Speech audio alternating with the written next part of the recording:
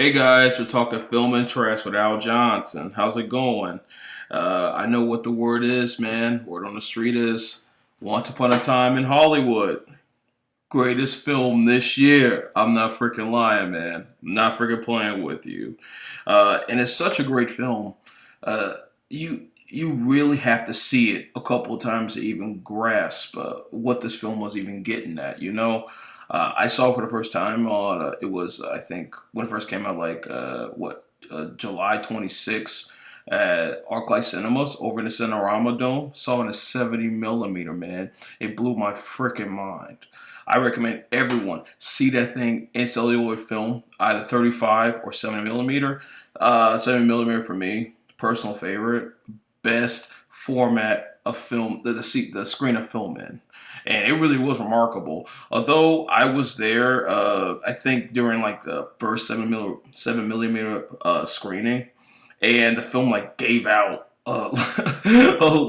halfway through. So the cool thing is, I got a free pass, and I was able to come back in like a couple days later, seeing the 70 again. So that was pretty awesome. I'm not gonna lie. Seen it twice already. A lot of things I want to talk about, but I only get like 15 minutes to really just hash out like the top three themes or top three things that Once Upon a Time in Hollywood stood for or what it's trying to get at. Because, the media today, the critics, they are downplaying what the film was really about. I don't know if they're trying to sugarcoat it or what. And I have a theory based on that towards the end of this video. But let's get to it, man. Talking film and trash, Once Upon a Time in Hollywood.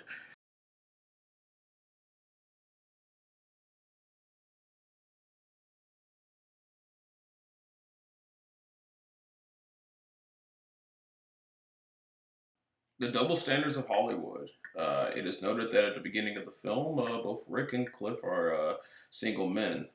They are treated with some confusion by the character Schwartz, played by Al Pacino, when they meet.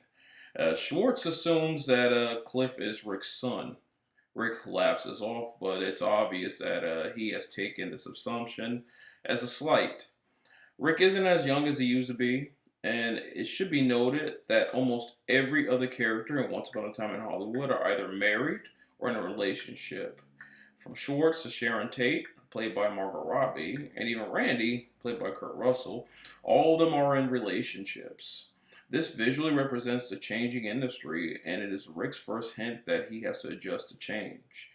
Cliff's problem is a little different because he allegedly killed his wife, Billy, played by Rebecca Gayheart, and as a result, he has been blacklisted.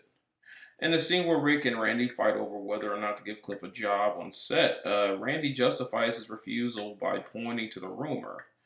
When Rick defends Cliff by asking if Randy truly believes a rumor, Randy only responds with, "I believe it, and my wife believes it. She don't want his creepy ass around." Burn.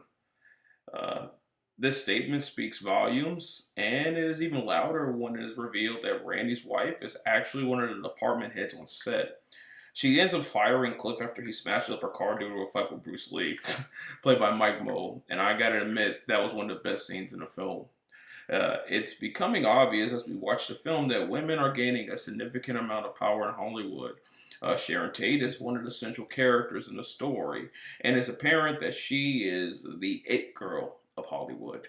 She's treated like royalty, and she seems to glide through life and the industry. Sharon is about to peak in her career and is on a rocket ship towards even more success.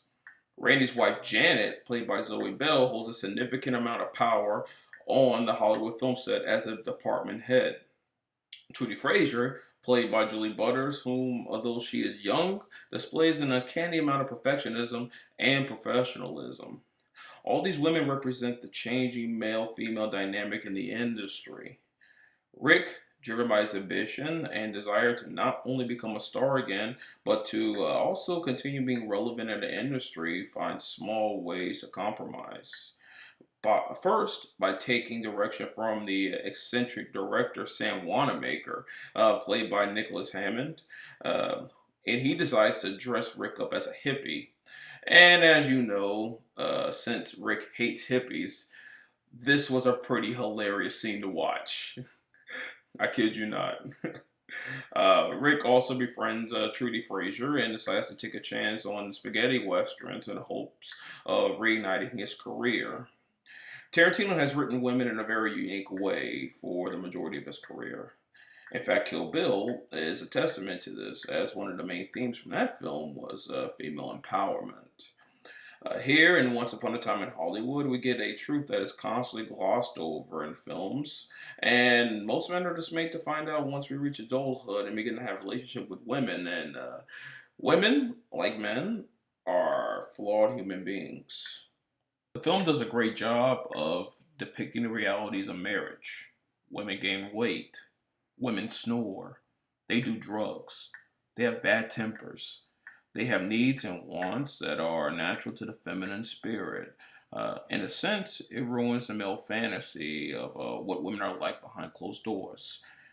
We see this theme with each of the female characters. The most notable is the hippie pussycat, played by Margaret Qualley, who comes off as a sexual fantasy, but as soon as she's properly introduced, during the scene where Cliff gives her a ride to Spawn Ranch, we, the audience, are also introduced to her flaws.